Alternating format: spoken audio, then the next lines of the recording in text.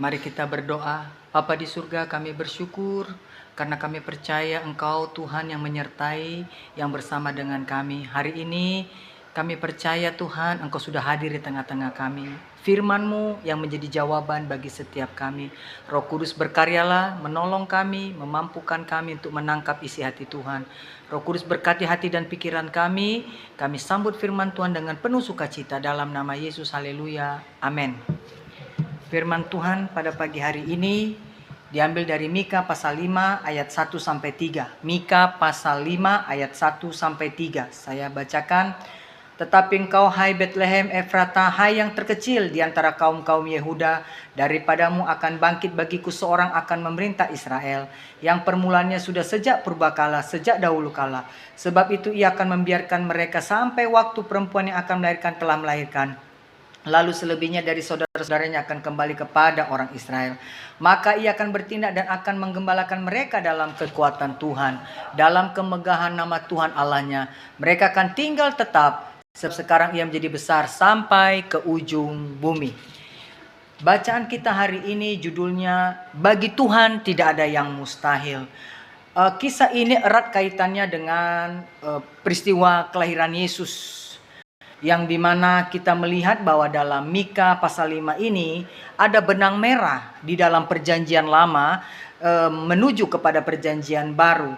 Yang dikatakan di sini adalah tentang Bethlehem Efrata, di mana tempat kelahiran Yesus di sana. Nah, kita melihat apa sebenarnya makna kelahiran Yesus yang mengatakan bagi Tuhan tidak ada yang mustahil. Yang pertama kita melihat ayat yang pertama. Tetapi engkau hai Bethlehem Efrata, hal yang terkecil di antara kaum-kaum Yehuda. Jadi Bethlehem Efrata ini adalah kota yang kecil, yang kurang dihargai orang, tidak dipandang orang. Dan kota ini sepertinya dipandang sebelah mata oleh banyak orang. Namun di Bethlehem Efrata ini kita menemukan adanya domba-domba yang terbaik yang diberikan untuk persembahan di Bait Allah di kota Yerusalem. Nah, rata-rata penduduk Bethlehem Efrata ini adalah peternak domba. Sehingga dari kota Bethlehem Efrata inilah banyak orang mengambil atau membeli domba untuk korban persembahan mereka. Jadi kita melihat di sini walaupun ini kota yang tidak dipandang, kurang terpandang, dikucilkan orang, ya sepertinya tidak dianggap sama orang. Namun kita perhatikan baik-baik ya.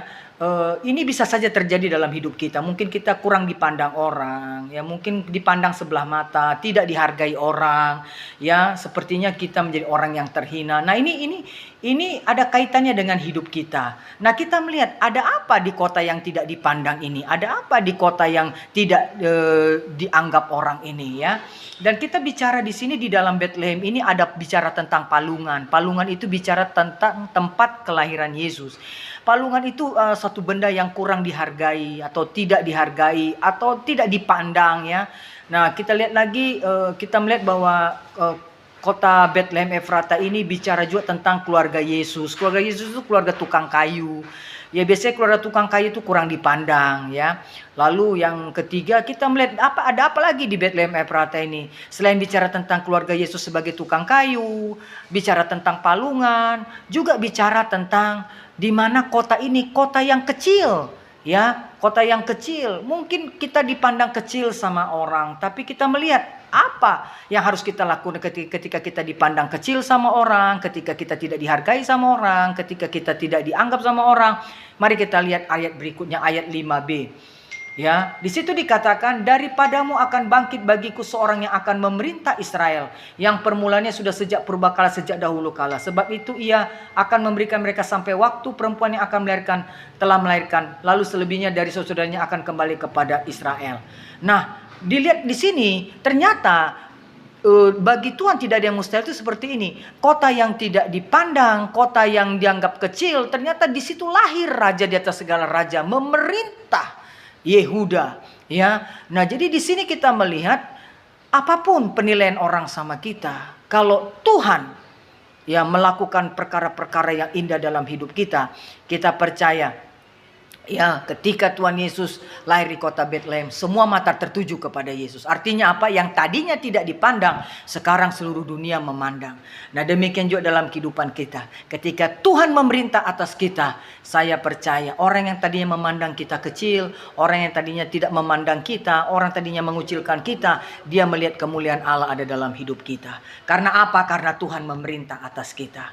Ketika raja di atas segala raja itu lahir di kota Bethlehem Efrata, semua mata memandang ke sana. Semua mata mengarah ke sana. Kenapa? Karena mereka melihat ada raja yang lahir di sana. Lahir di dalam palungan yang tidak dihargai oleh orang. Lahir di dalam kandang hewan yang tidak dihargai orang.